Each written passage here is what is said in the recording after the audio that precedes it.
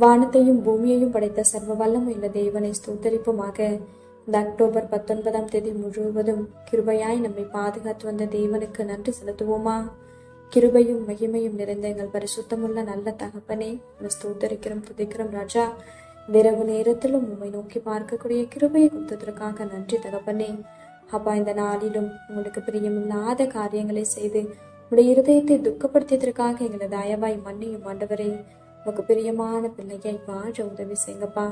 இந்த நாளிலும் நீங்கள் தேவைகள் எல்லாவற்றையும் சந்தித்து நாங்கள் சோர்ந்து போகாதபடி உடைய வார்த்தை கொண்டு எங்களை குணப்படுத்தியதற்காக நன்றி தகப்பனே.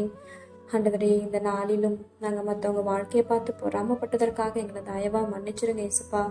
பொறாமை அப்படின்ற ஒரு எலும்புரிக்கு எங்களுக்குள்ள எப்பொழுதுமே இல்லாதபடி அதற்கு எங்களை விலக்கி காத்தரணும் ஆண்டவரே.